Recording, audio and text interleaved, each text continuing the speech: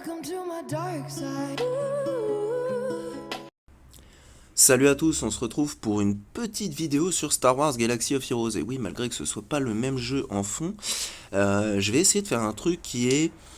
Quel serait mon mode de jeu que je voudrais en 2022 sur Star Wars Galaxy of Heroes? Alors c'est simple, je trouve que le jeu s'essouffle grandement, point de vue nouveauté. On n'a pas eu de vrais nouveaux raids, hein, parce que le pit déchaîné ou le pit énervé ou le pit on s'en fout, c'est juste le premier encore remis en mode un peu plus costaud.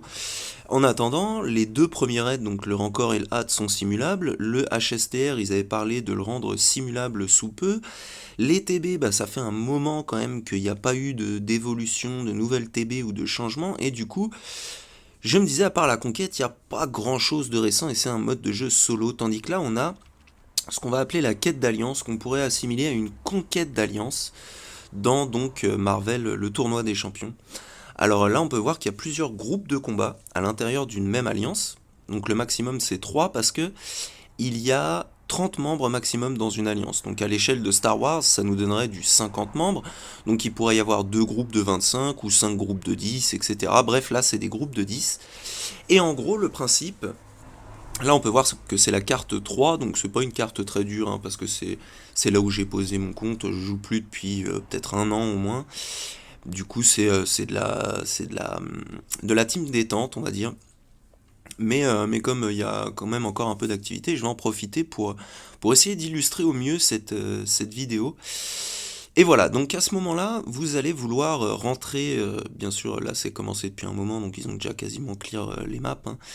Donc vous allez vouloir rentrer dans un groupe de combat. Dans ce groupe de combat, vous allez sélectionner votre équipe. Donc là, c'est un Mortal Kombat-like, hein, c'est du combat purement du skill avec des persos. Et il faut prendre des persos optimisés selon ce que vous voulez faire. Donc là, on aurait, mettons, dans Star Wars Galaxy of Heroes, 3 équipes de 5 ou 5 équipes de 5 que vous pourriez utiliser. Ce qui est intéressant dans ce mode de jeu, c'est que la vie où les décès de vos personnages restent entre les fights. Donc, ce qui est très intéressant, c'est de faire durer. Alors dans ce jeu, vous avez des espèces de trucs pour réanimer qui sont spécifiques à la quête d'alliance, mais peut-être que ce serait achetable avec de la monnaie de conquête d'alliance, mettons. Mais en tout cas, vous partiriez avec 3 ou 5 teams selon la longueur du truc. Et ce qui est très intéressant, je trouve, c'est que, alors on va le voir sur la map, c'est que voilà, là, c'est le premier tiers, bon, tout a déjà été fait, mais il y a... Là où tous les points se rejoignent, c'est là où il y a un boss. Et en fait, sur les lignes qui ont déjà été faites, sur les plus grosses cartes, parce que là, comme je disais, c'est du mode facile en gros, et ben vous devez faire des fights pour enlever des boosts à vos copains d'à côté. Ce qui est hyper intéressant, et les derniers fights de chaque petite ligne, là, les 4, le nord, les 2 au centre et le sud, et ben boostent le mini-boss. Et le mini-boss, qui serait très intéressant, plutôt que d'avoir des raids de merde simulables, ce serait d'avoir, bah, du coup, en premier mini-boss, par exemple, l'ancien Rancor, avec des bonus ou des trucs comme ça. En fin de tier 2, parce que là on va voir juste un peu plus haut qu'il y a le tier 2, c'est un peu la même chose en un peu plus long, du coup. Et ben vous auriez le mini-boss qui serait l'ancien Hat, donc soit boosté, soit nerfé, selon la difficulté que vous choisissez. Et tout au bout, bah, soit le HSTR, peut-être soit même le pit, hein, mais comme il n'est pas simulable et qu'il faudrait laisser un raid pour faire style, non, on n'a pas détruit les raids, ce serait le HSTR. Voilà. Ce qui est intéressant, c'est que là, les bornes violettes, ce sont des combats que vous allez devoir faire. Là, par exemple, le fauve, vous allez devoir l'enlever pour que le super pouvoir d'Apocalypse, à la fin, lui soit enlevé. Cette capacité lui sera retirée. Donc, c'est un truc d'équipe et ça se fait aussi entre les différentes lignes. Et là, on peut voir à gauche et à droite, malgré le seul problème, c'est que ce soit une petite map, donc il n'y en a pas trop entre les lignes, mais à plus haut niveau, il y en a entre les lignes, donc ça vous permettrait de discuter avec vos camarades sur comment avancer. Du genre, là par exemple, je vais avancer un peu, mettons que le mec soit passé tout à droite, et qu'il ait fait le premier combat qui enlève un boost au combat que j'aurais dû faire si j'étais rentré dès le début, hein, bien sûr, Mais là, c'était vraiment pour illustrer, j'ai installé le jeu juste pour ça. Voilà, bah là, je vais en bas à droite. Donc, je devrais faire le premier fight. Là, j'avance tout seul, sans utiliser d'énergie, c'est très intéressant. Parce que c'est là où le truc d'équipe se aide aussi, c'est-à-dire que même si quelqu'un a des teams mortes, il peut continuer de faire avancer l'équipe, donc c'est toujours intéressant. Et ben on débloquerait la ligne du milieu qui nous débloquerait notre ligne à nous pour aller ensuite sur le boss. Et ça, c'est quelque chose qui manque cruellement actuellement, je trouve, dans Star Wars Galaxy of Heroes. Pour une fois, ça fait vachement sérieux, mais bref. C'est un mode d'équipe. Tout simplement parce que, de mon point de vue personnel, il n'y a pas de vrai mode d'équipe qui demande de la communication. Alors, je vois tout de suite, vous énervez pas, je vais expliquer le pourquoi du comment. Dans Star Wars Galaxy of Heroes, on a les raids. Maintenant, comme je dis, il y en a 2, voire bientôt 3 qui seront simulables. Le pit, pour peu que vous ayez une team qui soit une guilde qui soit un peu costaud, ça tombe tout seul, il y a zéro communication. Avant, le pit, quand il est sorti, c'était le seul mode de jeu où il fallait vraiment de la communication. Il fallait que tout le monde soit connecté ensemble, c'était du travail d'équipe. Les TB, certes, pour faire des gros scores et tout, il faut remode, etc. Mais une fois que les platoons sont posés chacun dans son coin, que les remodes ont été organisés au préalable, et ben après vous aurez juste à remode dans votre coin, à faire vos fights dans votre coin. Donc c'est toujours dans votre coin. Après vous déploierez selon les ordres des officiers, c'est que les officiers qui ont du boulot. Et pour la TW, c'est un peu le même principe, c'est-à-dire que c'est les officiers qui vont faire le boulot de la stratégie, etc. Et du coup, vous allez suivre la stratégie en tant que membre. Il dit utiliser ça sur le premier territoire, utiliser ci sur le sud. Et ben voilà, vous suivez les ordres, c'est fait, c'est pas fait, j'ai eu un problème. Si vous voulez assurer, vous allez en stream, donc un peu plus, mais c'est du PVP. En PVE, on n'a rien qui demande de communiquer, vraiment. C'est-à-dire que oui, les TB, ça peut être compliqué, mais c'est de la mise en œuvre de modes même à haut niveau. Mais une fois que vous avez bien enregistré vos modes, etc., là on peut voir l'énergie bleue, c'est l'énergie que j'utilise, parce que je suis passé enfin sur un passage qui n'était pas pris. Et donc je disais, en TB, vous allez refaire les mêmes fights non-stop pour avoir un maximum d'étoiles, mais une fois que vous avez enregistré vos modes et que vous avez fait vos remodes, il n'y a pas besoin de communication. La GAC, la TW, c'est un peu à part, c'est du PVP, donc on va vraiment parler d'un mode PVE là. Et du coup là par exemple, j'arrive à un embranchement, il faut que je choisisse soit d'aller vers celui qui est violet là, avec le crâne de un peu fataliste, mais c'est des Doombots, on les appelle, c'est des robots, ou le Doombot rouge. Et en fait, quand on va choisir notre fight, etc. Donc là, je le refais parce que comme je jouais en même temps, en fait, ça faisait donc c'était pas très agréable.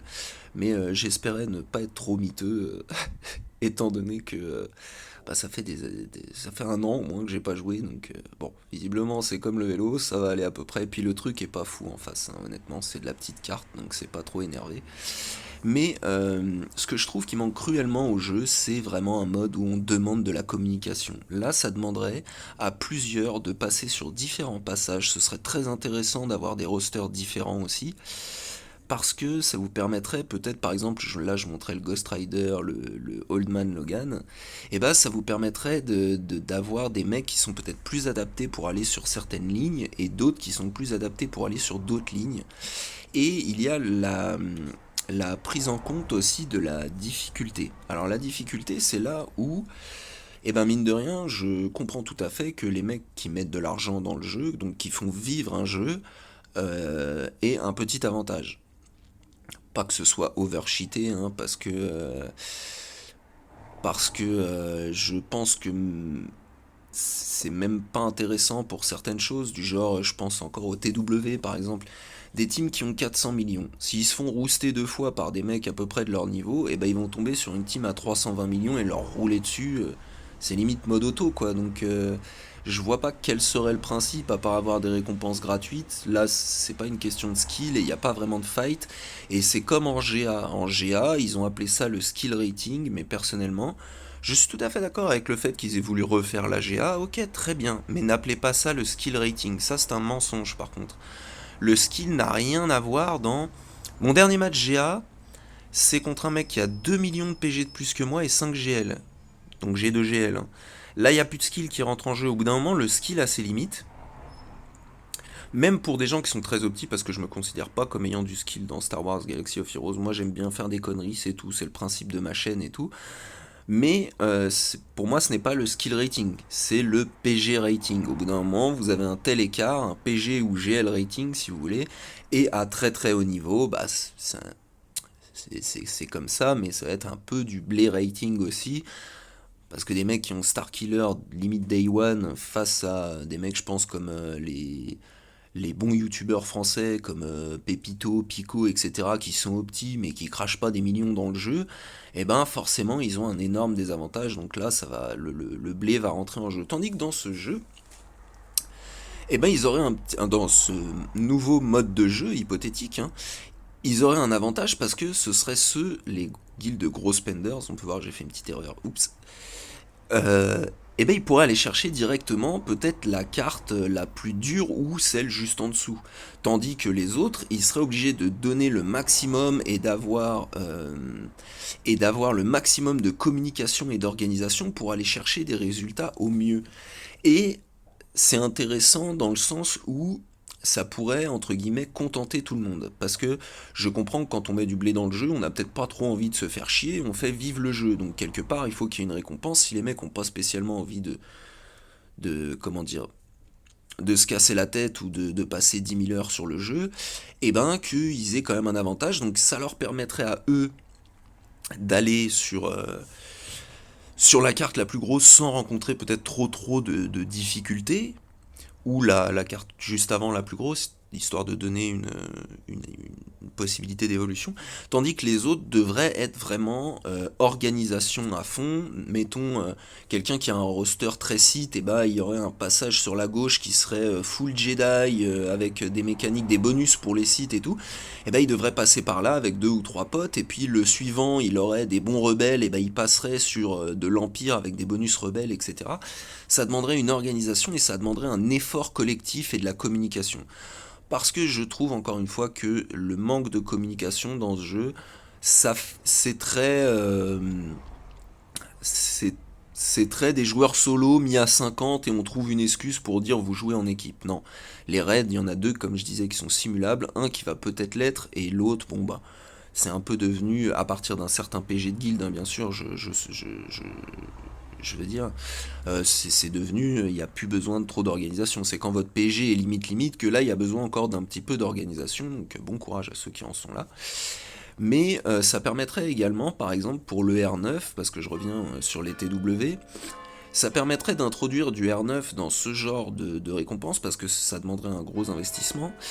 Et ça demanderait un investissement de temps et de communication, donc d'esprit de guilde, et ça permettrait d'avoir du R9 autre part que, par exemple, bah, soit il y a des guildes carrément à 360 millions, mais qui s'en foutent complètement des TW, qui disent bah on va perdre, mais bon on est au-dessus des 320 millions, donc on a notre récompense de R9, on s'en fout du reste, et puis les autres qui ont, mettons 400 millions, qui vont se faire rouster 2 fois, et qui vont tomber sur une team à 320 millions, donc bravo les gars pour avoir battu ça, c'est génial. Alors je sais que c'est pas de leur faute, c'est le système qui est comme ça, mais je trouve qu'il n'y a aucun challenge dans ce genre de système, et aucune égalité, et c'est pareil pour l'AGA, pour ce qui est de l'AGA, c'est plus égalitaire. Là, on aurait un objectif collectif qui serait de faire au mieux avec les capacités de la guilde, et je trouve que ce serait exceptionnel. Et bah par exemple, comme je disais, là on peut voir mon Venom le canard, il lui manque un peu de santé et tout, et ben ça reste entre les combats. Donc c'est vraiment de la gestion d'équipe aussi. Il faudrait une organisation. Alors bien sûr, au bout d'un moment, l'organisation elle serait rodée, donc il y aurait moins besoin de communiquer, etc. Mais mettons que pour des teams quand même à 300 millions, eh ben ils puissent faire même pas la troisième carte en partant de la plus dure, et ben une fois que vous êtes rodé sur la troisième carte en partant de la plus dure, faut aller chercher la deuxième carte en partant de la plus dure, et faut continuer de communiquer jusqu'à arriver à faire la carte la plus dure ensemble, et là ça demande du skill, de l'organisation, de la communication, là c'est un esprit d'équipe, un esprit de guilde. Alors le seul problème c'est que Il y a la conquête à côté pour ceux qui la jouent, parce que moi je supporte pas ça, étant donné que c'est rejouer 50 fois les mêmes fights, même si visiblement la dernière était un peu mieux, bon bref. Mais là, ça demande vraiment, c'est pas des trucs à faire, c'est vraiment avancer ensemble, gagner des fights ensemble et finir le boss ensemble, avec donc le maximum de pourcentage de la map réalisé, parce que vous pouvez ne pas finir la map, mais avoir des récompenses quand même. Et au bout de ça, vous avez un classement mondial, donc parce que clear une carte, ça vous rapporte X points, et plus la carte est grosse, plus vous avez de points, donc ça dure 24 heures pour arriver au boss final. Donc le problème de l'énergie, là, c'est une énergie toutes les 45 minutes. Si on est 10 par groupe, et il n'y a pas beaucoup de passages, mais s'il y a plus de passages, eh ben, il faut être connecté. C'est un truc où, comment dire,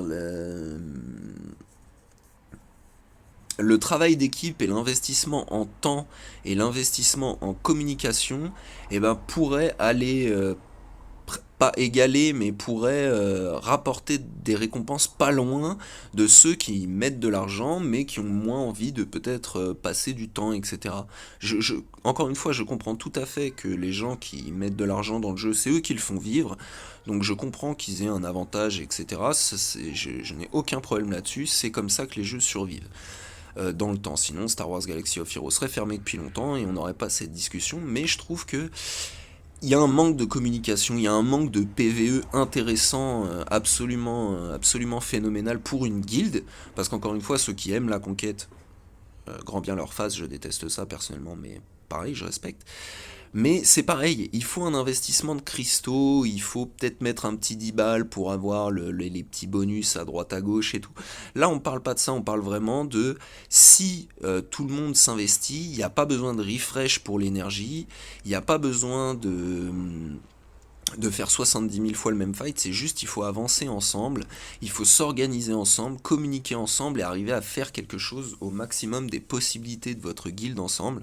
Moi je sais que pour reparler encore une fois du pit quand il est sorti, eh ben chez les cookies c'est un de mes meilleurs souvenirs alors que je déteste les raids, je ne joue quasiment jamais aucun raid, sauf que là je le jouais à fond parce que ça nous avait demandé une organisation super ouf de 50 membres et c'était agréable de voir que 50 mecs s'investissent pour une équipe, pour que tout le monde ait les récompenses, etc. Je trouve que c'est un de mes meilleurs souvenirs sur le jeu et j'aimerais qu'il y ait d'autres choses qui me fassent aimer le PvE comme ça, à ce point-là, en équipe. Parce que, comme je disais, en solo, bon bah, chacun fait ce qu'il veut, mais conquête ou pas conquête, ça prend un peu de temps, certes, mais là, ce serait presque plus intéressant que d'avoir des raids simulables, etc. Limite, les tickets, bah, vous ferez des tickets pour rentrer dans ce mode de jeu, dans la conquête de guilde, et après, au lieu d'avoir des raids simulables, vous auriez ça avec des boss, des mini-boss qui seraient les anciens boss de raid, tout simplement. Par exemple, après les équipes changeraient semaine après semaine, parce que dans ce jeu, je sais plus si je l'ai dit, mais c'est 5 jours par semaine et la difficulté augmente, mais les teams changent pas sur la même semaine, et la semaine d'après, les teams changent, donc il faut une réorganisation. Je trouve ça vraiment bien foutu et c'est ce qui manque dans le jeu. Moi, c'est ce côté un peu communiqué, pas jouer chacun dans son coin, poser des platoons, faire 4 vagues ou en faire une en se ratant. Voilà, moi c'est ça qui me manque, c'est ça que j'aimerais, c'est ce que j'aimerais que CG fasse.